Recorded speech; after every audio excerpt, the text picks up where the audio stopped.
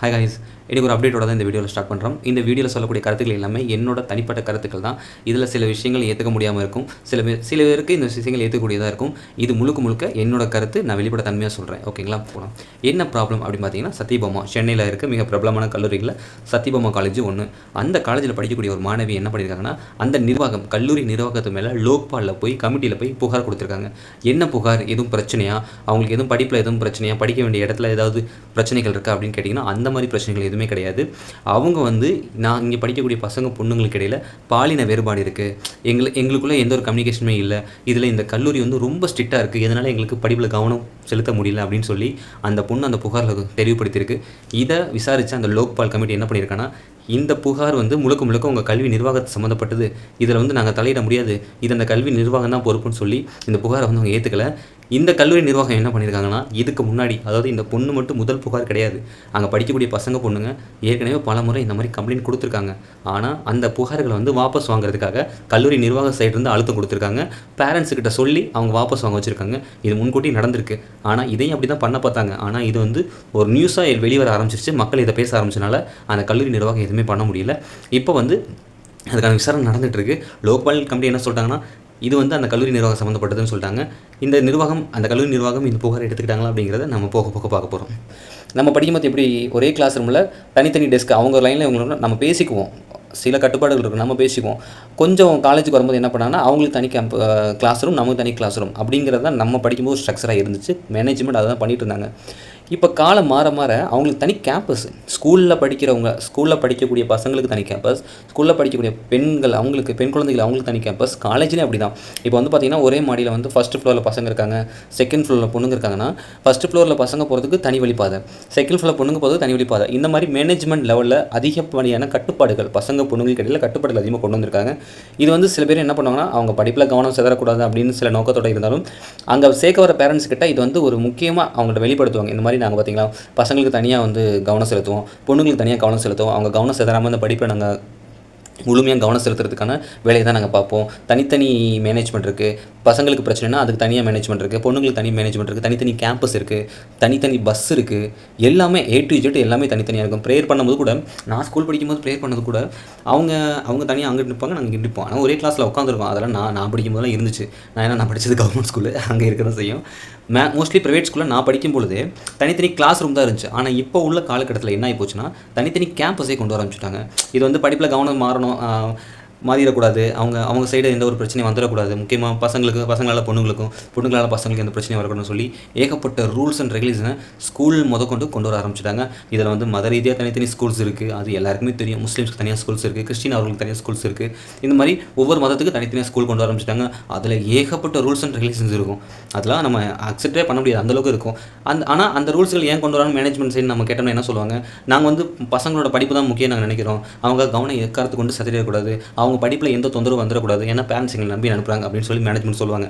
சில பேர் fees collect பண்ணுறதுக்கு ஃபீஸை பேஸ் பண்ணி தான் இந்த மாதிரி தன்னோட மேனேஜ்மெண்ட்டை வெளிக்காட்டணும், ஒரு அட்வர்டைஸ்மெண்ட் மாதிரி யூஸ் பண்ணுவாங்க.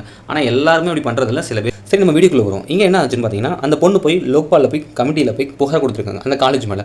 இந்த மாதிரி பசங்க பொண்ணுங்க, அதாவது நான் படிக்கிற கிளாஸ் ரூம்லேயும் சரி, இந்த காலேஜில் படிக்கிற பசங்களுக்கு பொண்ணுங்களுக்கு இடையில் பாலின வேறுபாடுகள் அதிகமாக இருக்குது, எங்களால் கம்யூனிகேஷன் பண்ணிக்க முடியல, அதனால் நாங்கள் படிக்கல, டிஸ்டர்பன்ஸ் இருக்குது அப்படின்னு சொல்லி அந்த பெண்மணி பார்த்திங்கன்னா அந்த லோக்பாலில் போய் புகார் கொடுத்துருக்காங்க அந்த கல்லூரி நிர்வாகத்து மேலே.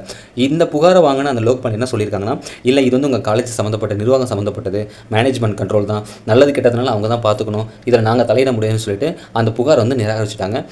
இந்த பொண்ணு மட்டும்தான், அதாவது இந்த புகார் இந்த பொண்ணு மட்டும் கொடுக்கல, இதுக்கு முன்னாடி படித்த நிறையா பசங்க புகார் கொடுத்துருக்காங்க.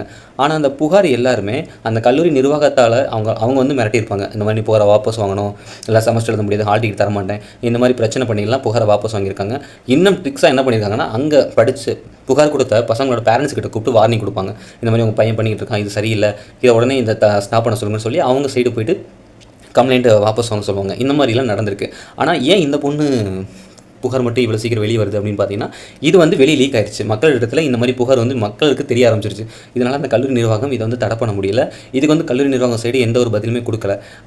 அவங்க என்ன சொல்கிறாங்க, லோக்பால் என்ன சொல்கிறாங்க, இது கல்லூரி நிர்வாகம் சம்மந்தப்பட்டது, இதுக்கு வந்து நாங்கள் தலையிட முடியாது, இது வந்து அவங்க ரூல்ஸ் அண்ட் ரெகுலேஷன்ஸ், நல்லது கெட்டது அவங்க தான் பார்த்துக்கணும், இதுக்கிடையில் நாங்கள் என்ன பேசுகிறது அப்படின்னு சொல்லி இந்த புகார் நிராகரிச்சிட்டாங்க.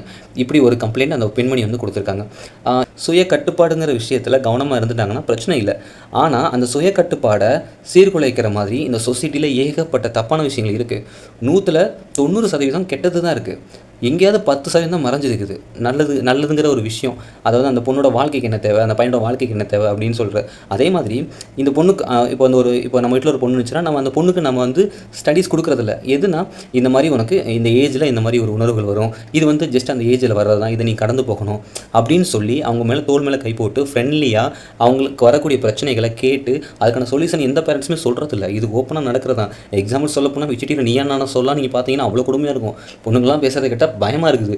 பசங்க வந்து அவங்க பேசுகிறது கேட்டால் பயமாக இருக்குது, பொண்ணுங்க பேசுகிறது கேட்டால் பயமாக இருக்குது. நம்ம ஒரு பொண்ணு பசங்க நான் தப்பு சொல்லலை. ஆனால் அவங்க வழி மாறத்துக்கு இந்த சொசைட்டியில் ஏகப்பட்ட தப்பான விஷயங்கள் இருக்குது. இந்த சமுதாயம் உருவாக்கிக்கிட்டு இருக்குது. அது வந்து வளரவும் செஞ்சுக்கிட்டு இருக்குது. பிரச்சனைகள் இருக்குது, வழி மாறதுக்கான வாய்ப்புகள் அதிகமாக இருக்குது. அந்த வாய்ப்புகள் அதிகமாகிட்டே போகுது. இதில் இருக்கிற மிக கொடுமையான விஷயம் அதுதான். என்னை பொறுத்த வரைக்கும் இந்த கட்டுப்பாடு இருக்கணும். இப்போ உள்ள சொசைட்டிக்கு கட்டுப்பாடு ரொம்ப முக்கியமாக வளர்ந்து வரக்கூடிய ஜெனரேஷன், காலேஜ் முடிச்சுட்டு சொசைட்டிக்கு வரக்கூடிய மக்களுக்கு, என்னுடைய தம்பி தங்கைகளுக்கு கண்டிப்பாக கட்டுப்பாடுகள் தேவைப்படும். ஏன்னா வாழ்க்கையில் என்ன பார்க்க வேண்டிய விஷயங்கள் எவ்வளவோ இருக்குது. அதுக்கு வந்து இந்த கட்டுப்பாடுகள் தேவைன்னா கண்டிப்பாக நம்ம அதிலேருந்து அந்த கட்டுப்பாடுகளிலிருந்து கல்வியை கற்றுக்கிட்டு தனித்திறனை மேம்படுத்திக்கிட்டு வெளியே வந்துட்டு உங்கள் வாழ்க்கையை நீங்கள் வாழ ஆரம்பிக்கலாம். அது வரைக்கும் சில விஷயங்களை கட்டுப்பாடு இருக்கணும். அது படிக்கிற இடத்துல இருந்தாலும் சரி, வெளியே நம்ம ஃபேமிலிக்குள்ளே இருந்தாலும் சரி, வேலை செய்கிற இடத்துல இருந்தாலும் சரி, அதை நீங்கள் முழுசாக ஏற்றுக்கங்க. ஓகே கைஸ், இந்த வீடியோவில் பார்க்குறவங்களுக்கு நான் சொல்லக்கூடிய கருத்துக்கள் சில முரண்பாடுகள் இருக்கலாம். இருந்தாலும் இது என்னோட தனிப்பட்ட கருத்து. இது வந்து நீ என்னப்பா முற்போக்காக யோசிக்கிற, பிற்போக்காக யோசிக்கிற, ஏன் பசங்க பொண்ணுங்களாம் ஒன்றா சேர்ந்து பேசினா தப்பாக தான் இருப்பாங்க, நான் அப்படி சொல்ல வரல. ஆனால் படிக்க வேண்டிய எந்த இடத்துக்கு என்ன வேலைக்கு போகிறோமோ அந்த வேலையில் நம்ம கவனம் செலுத்தினா அதுலேருந்து நம்ம மேலே போகிறதுக்கான வாழ்க்கை தானே வழிகாட்டிடும். அதுலேருந்து கவனம் செலுத்துறதுக்கு எந்த வழிகள் இருந்தாலும் அதை நம்ம பயன்படுத்தக்கூடாது. அதுக்கு கட்டுப்பாடுகள் இருந்துச்சுன்னா அதை முழுமனதாக ஏற்றுக்கணும் தான் என்னோட கருத்து. இந்த வீடியோ பார்க்குறவங்க உங்களோட கருத்து என்னங்கிறது நீங்கள் கமெண்ட் பாக்ஸில் கமெண்ட் பண்ணுங்கள். திட்டுறவங்க திட்டுங்க, ஓகேங்களா? இல்லை இந்த கண்டென்ட் கரெக்டாக இருக்குது, நான் சொல்லக்கூடிய விஷயங்கள் சரியாக இருக்குன்னா ஒரு லைக் பண்ணுங்கள், சேனலை சப்ஸ்கிரைப் பண்ணுங்கள். நம்ம சேனல் நிறைய நண்பர்கள் சப்ஸ்கிரைப் பண்ணாமல் பார்க்குறீங்க. ப்ளீஸ் சப்ஸ்கிரைப் பண்ணி சப்போர்ட் பண்ணுங்கள். இப்போ தான் நம்ம சேனல் ஆரம்பிச்சிருக்கோம். உங்கள் ஆதரவோடு நான் வளர்ந்து வந்துட்டுருக்கேன். உங்களோட ஆதரவு நம்ம சேனலுக்கு முழுமையாக தேவைப்படுது. ஓகே, மேலும் இது மாதிரி வீடியோஸில் மீண்டும் உங்களை நான் சந்திக்கிறேன். Thank you and bye.